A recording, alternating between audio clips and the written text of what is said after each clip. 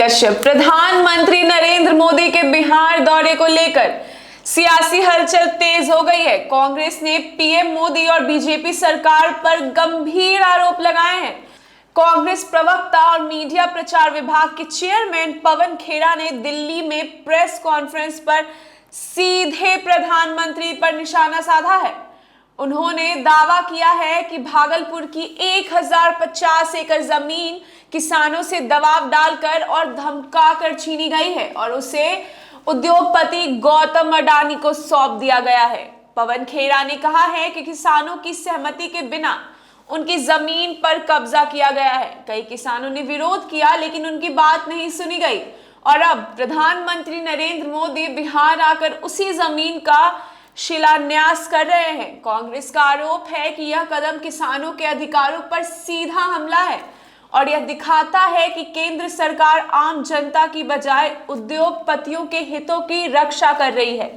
पवन खेड़ा ने press conference में आगे कहा है कि बिहार में वोट चोरी का इंतजाम पहले से ही किया जा रहा है, लेकिन अगर वोट चोरी से भी जीत सुनिश्चित ना हो पाई तो मोदी सरकार जाते जाते देश की सारी संपत्तियां अडानी को सौंप रही है। जमीन से लेकर हवाई अड्डे और बंदरगाह तक हर चीजें धीरे धीरे उनके हवाले की जा रही है। कांग्रेस नेता ने सवाल उठाया है कि आखिर किसानों से जमीन छीनकर उसे उद्योगपतियों को क्यों दिया जा रहा है?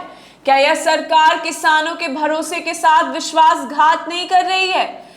पवन खेड़ा ने यह भी कहा है कि बिहार जैसे राज्य जहां खेती किसानी सबसे बड़ी आजीविका है, वहां अगर किसानों को उनकी ही जमीन से बेदखल किया जाएगा तो यह आने वाली पीढ़ियों के भविष्य से खिलवाड़ है। उन्होंने बीजेपी पर निशाना साधते हुए कहा है कि प्रधानमंत्री मोदी अपने भाषणों में किसानों की बात करते हैं, लेकिन जमीनी हकीकत बिल्कुल अलग है। किसानों को धमकाकर उनकी जमीन ली जा रही है और बड़े बड़े उद्योगपतियों को सौंप दी जा रही है। कांग्रेस का यह बयान ऐसे समय आया है जब बिहार में चुनावी हलचल तेज है। विपक्ष लगातार बीजेपी और एनडीए सरकार पर चुनावी धांधली और बड़े उद्योगपतियों से नजदीकी के आरोप लगाता रहा है। अब भागलपुर की इस जमीन को लेकर उठा विवाद बिहार की राजनीति को और गर्मा सकता है।